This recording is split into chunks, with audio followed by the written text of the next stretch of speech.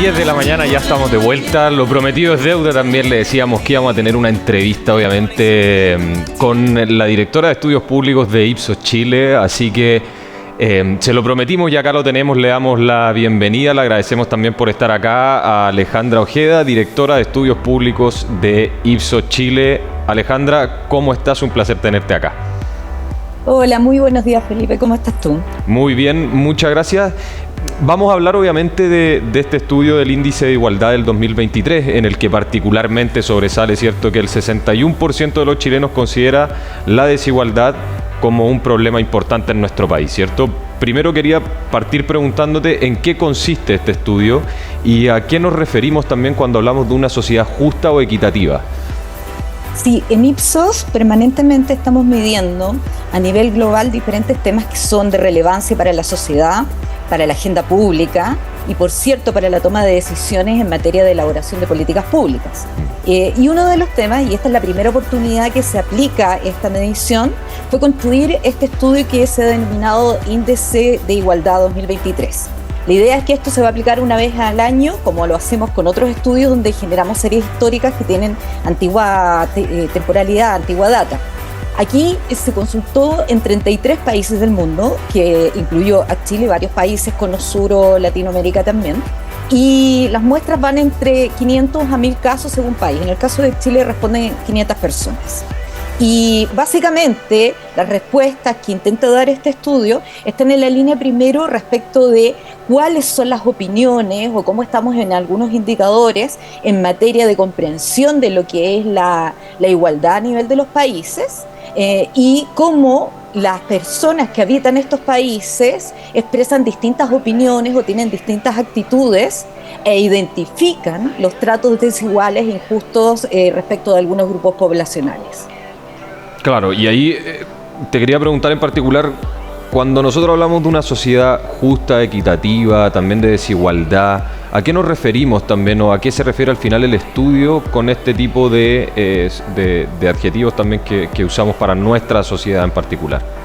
Mira, le pedimos a las personas que definieran qué estaban entendiendo por igualdad. En dos opciones, y hay dos preguntas relacionadas en esta materia. Entonces, la primera es respecto de si la igualdad corresponde a tener las mismas oportunidades o finalmente a tener los mismos resultados. Pero también otra pregunta relacionada es si el éxito y por lo tanto las condiciones de igualdad finales respecto de la población son producto del esfuerzo propio, del mérito, o están relacionadas y dependen con factores estructurales. Entonces, me gustaría relacionar a ambos resultados.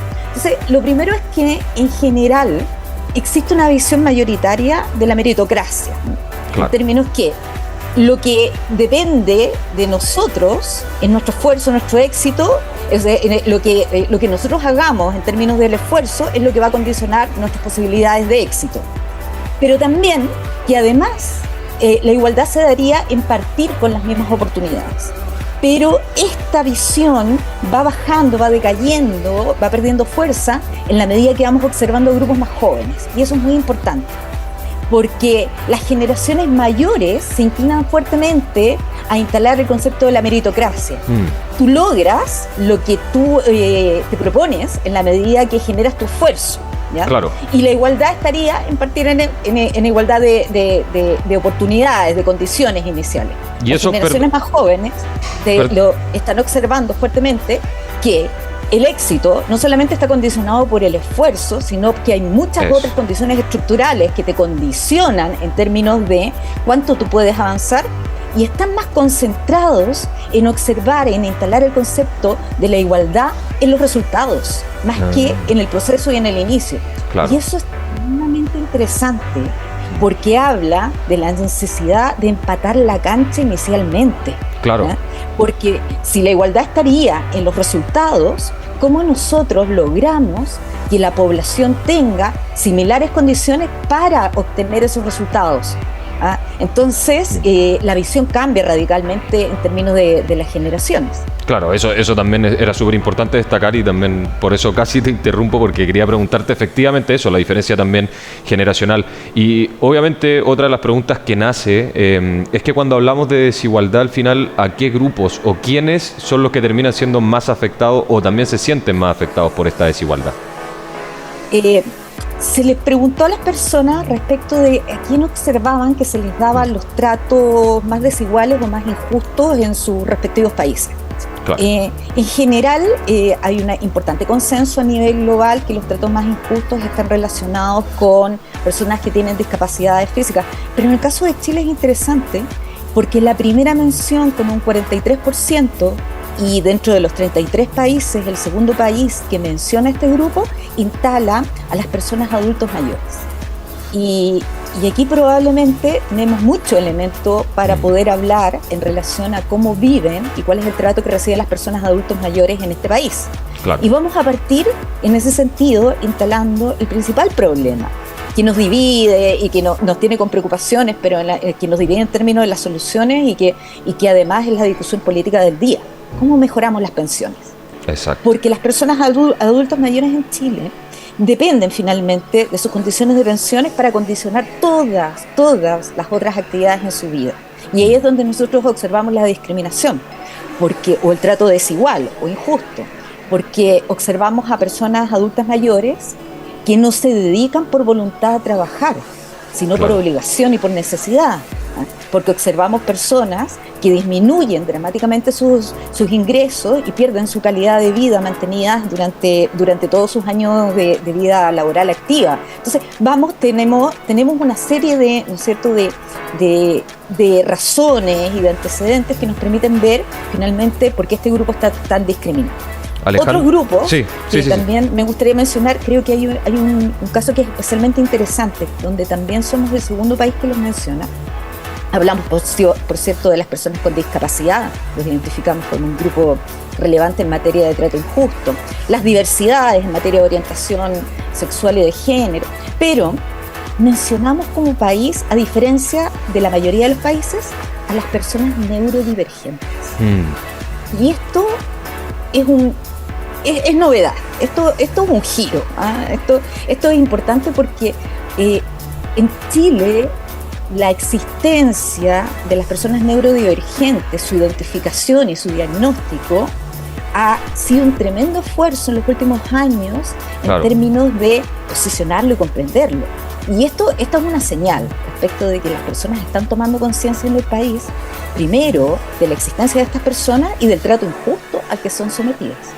Perfecto, o sea, claro, como tú dices, también es súper importante darle esta cabida y que también nosotros estemos también reconociendo que existe, obviamente, a pesar de que no es bueno que haya una desigualdad, al menos nos estamos dando cuenta también que hay otros grupos que también sufren de este tipo de desigualdad, digamos. Y Felipe, dime. Y un elemento en relación a esto también es que hay ciertos tratos, hay ciertos grupos que reciben tratos injustos y que sentimos que son discriminados y que son grupos que corresponden a minorías o que están en situaciones vulnerables, pero que conocemos su situación. Claro. Que los tenemos ampliamente diagnosticados. Aquí estamos enfrentando a un grupo de personas que es nuevo, digamos, dentro de nuestro panorama, por ponerlo en palabras muy sencillas, respecto de condiciones con las cuales vamos a tener que aprender y vamos a tener que derribar mitos, porque el primer paso lo observamos aquí en términos de su identificación. Se han visibilizado como un grupo de que ha recibido trato injusto o que recibe trato injusto en este país. Ahora, el punto es, ¿cómo comprendemos quiénes son, cuál es la condición y cómo nosotros, ¿no es cierto?, hacemos ahí integración? Porque todavía estamos llenos de mitos. Confundimos la condición neurodivergente con discapacidades mentales. Las asociamos con discapacidades físicas incluso. Estamos llenos de prejuicios sobre cómo pueden operar en espacios escolares, cómo pueden operar en espacios laborales, tienen trabas para la contratación, etc. Entonces hay una tarea tremendamente importante y pendiente en el país en esta materia. Claro, o sea, estamos en la base, ya los reconocemos, los estamos conociendo también, pero hay un desafío mayor de entender cuáles son sus demandas y también de nosotros ponernos a la par con ellos para poder acompañarlos también en este proceso. Alejandra, hablábamos también al principio de que la desigualdad al final es un problema importante para el 61% de los encuestados en Chile. Y al final quería preguntarte, ¿cuáles crees que son al final estas principales causas de esta percepción en los chilenos? Mira, a mí me gustaría remontarme al momento en el cual se produce el estallido, más allá de todo el proceso político, social que desencadena, pero algo que nos sorprende en los primeros días es cuando vemos estas marchas masivas que no se podían identificar proclamas únicas, que uno veía una diversidad de gente en la calle con una diversidad de peticiones. Tú veías, tenías temas pensiones, educación, salud, acceso a la vivienda. Escuchaba atentamente la entrevista que vino previamente respecto de casi es prohibitivo la compra de una vivienda en el país, y si no es por focalización de recursos del Estado, la verdad es que las posibilidades de acceder son mínimas. Entonces veíamos, ¿no es cierto?, una serie muy heterogénea de peticiones y de muchas carencias y de muchos problemas que se evidenciaban. Entonces, desde esa perspectiva, lo que podemos decir al respecto es que la desigualdad se instala como problema en el país, que es reconocido por 6 de cada 10 personas como un problema relevante dentro del país, pero que lo que tenemos son condiciones de desigualdad y, por lo tanto, peticiones y necesidades que son distintas en distintos grupos. Así como hablábamos de los adultos mayores en materia de pensiones, claro, podemos hablar en el caso de las mujeres, en materia de lograr igualdad en los derechos sociales, económicos y reproductivos, donde todavía tenemos muchas deudas pendientes, ha costado mover la vara y la frontera en esa materia, en materia de juventud. Igualdad en materias de contratación, acceso al trabajo, igualdad, ¿no es cierto?, de condiciones salariales respecto de otros grupos etarios, en niñez y en adolescencia, reconocimiento de sus derechos, de sus capacidades y disminución de la vulnerabilidad. Y probablemente todavía estamos hablando en muchos de los casos respecto de derechos de primera generación, que son los derechos básicos, y de segunda generación, que serían derechos que están cubiertos más por las políticas públicas, sin pensar todavía que llegamos a los derechos de tercera generación, donde ya estamos hablando de las condiciones de medio ambiente, etc. Exacto. Ahora sí, hay 2 temas que son constantes para la población, que también los estamos observando reiterativamente en otros estudios que nos aparecen. Salud, educación, y, por cierto, el derecho a ambientes libres de amenaza, y eso nos pone a lo que copa la agenda pública hoy en día, que es la seguridad pública. Exacto. O sea, al final notamos que efectivamente por grupos hay distintas demandas, pero efectivamente coinciden en estas 3 demandas que al final, como decías tú, son salud, educación y obviamente seguridad. Pero obviamente también lo que aparecía en este estudio, ¿cierto?, que realizó Ipsos, es que más de la mitad de los chilenos creen que los esfuerzos por promover la igualdad no bastan, ¿cierto? Y por lo mismo quería preguntarte cuál es tu opinión al respecto y en qué áreas específicas crees que se puede trabajar para también avanzar en esta igualdad que tanto se está pidiendo. Como tú bien lo dices, hay un consenso importante que los esfuerzos tienen que ir más allá. Claro. Y además, cuando uno pregunta quiénes son los principales actores responsables en materia de disminuir la desigualdad en el país, 3 de cada 4 personas consultadas en Chile indica que tiene que ser el gobierno. Y finalmente ahí se interpela a las políticas públicas en materia estatal, ¿no es cierto? Desde el Estado tienen que haber factores correctivos. Factores correctivos, primero, para lo que podríamos decir en forma muy sencilla, coloquialmente, empatar la cancha en las condiciones de entrada. Y aquí aparece con donde iniciábamos, que es la idea de cierta igualdad de oportunidades para que efectivamente el mérito, el esfuerzo tenga los frutos, pero no podemos comparar a las personas en materia de sus resultados cuando parten de condiciones muy distintas. Y el Estado como factor correctivo desde las políticas públicas también para suplir las necesidades básicas de la población en toda esta materia. Ahora, sin embargo, también se mencionan otros actores que son relevantes en la materia. Eso te quería preguntar.